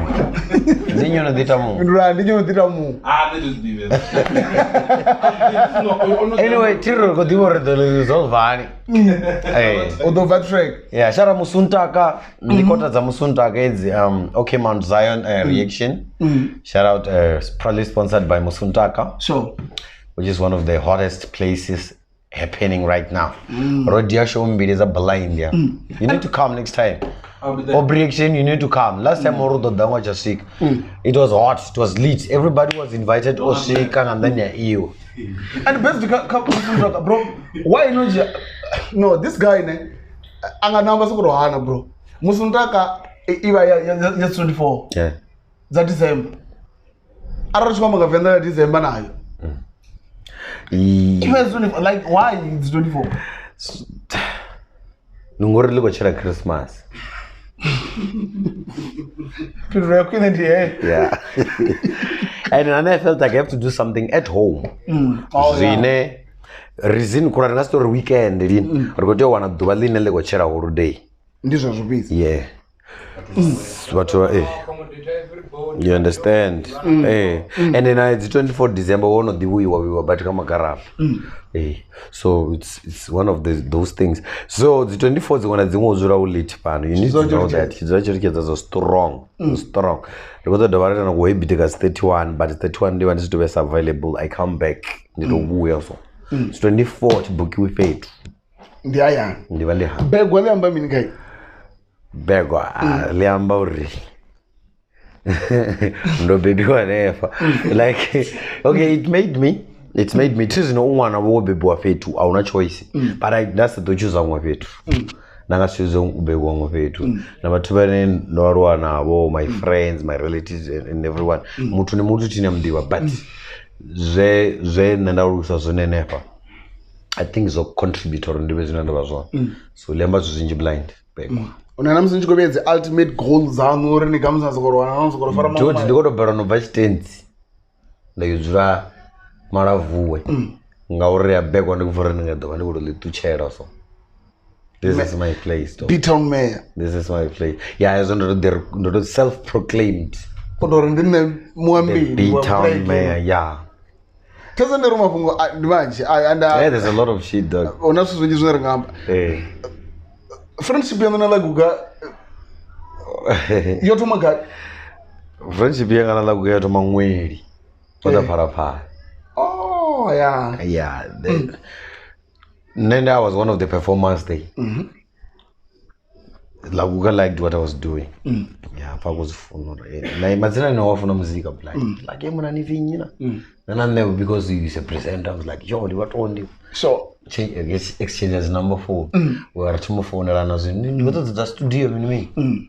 That's why it all started. Atomo the studio. So as I in business fingers studio go then by here. Yeah. So mazuza zoto amba piti. Narugo jena narugo imba. Relationship ya what I think was no rangabara na buga years arudiva uma 5-6 years. So like nandishiba comfortable no ya ange ajiba comfortable no dange no.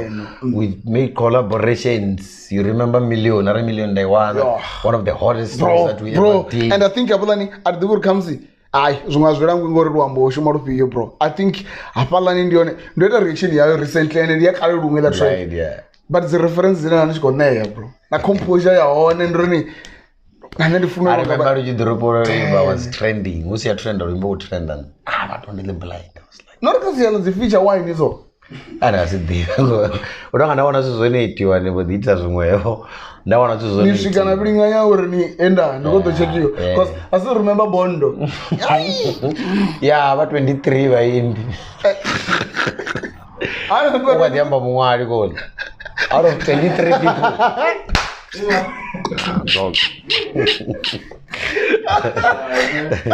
Yeah, but I think yeah, it's one of these skills when the balance.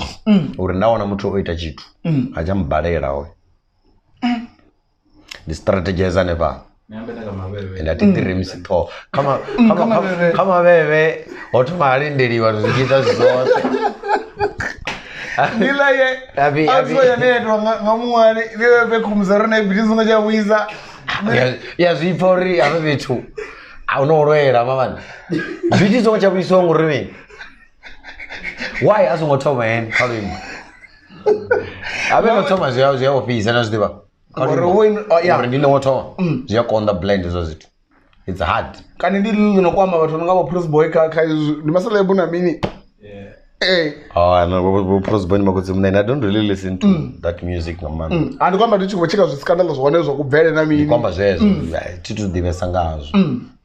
So I go to the Nwali, man. Yeah, Nwali. 2022 Nwali. Oh, running. It's gonna be a hot one. This Nwali. I got that film the yelling up. Benya Nwali. I got Nwali. No, no, there's no please, man, please. Yeah. Tato ya suza sone. Ndako cheka in interview yesterday na ndorana mambo na spiriti. Achikwambura tazo yarini nyimbo za mbili. Ndina msi concept yoba enoni. Feno gilimo for ure wa new brand. Ndini and mtu mwana mga bevela uba kwamba story chawe chimwe chipinga based career life. Mara problem yabakari na baimbara ko general urikura. Because that is where you get killed. Ara yini ko jena or ndiko killer. Ndiyo na kilo. Nne ara ifeature achatekeleza ababanga or I get do browser. Na faro ke wambo mini wambo anga ami. Uri ndisabe relevant. Na faranda kana. Na zintu zirungezana nyana. If you get there what tomorrow dzurela uri. Ndo ndiko doromo sumbe. Wodosumbeza yini. Ngatozono record wawo imagine.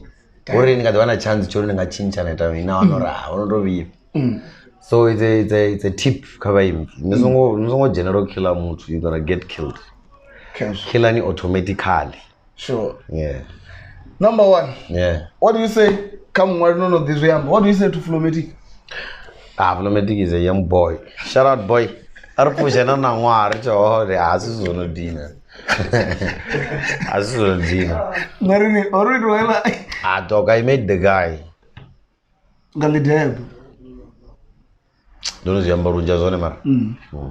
And everybody knows that. Ene munanga naso ko kombejenzo. I was diva. No was diva or Okay. That's an swing over. I'm going to go Manda. Not that I ain't no need to. But when I want a guy, music on Banga Udo Bagay out. Digital stores. Owamie.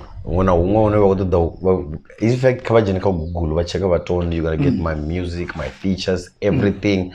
Even whatever interview, what they want. I'm dropping soon. And then we'll do this and so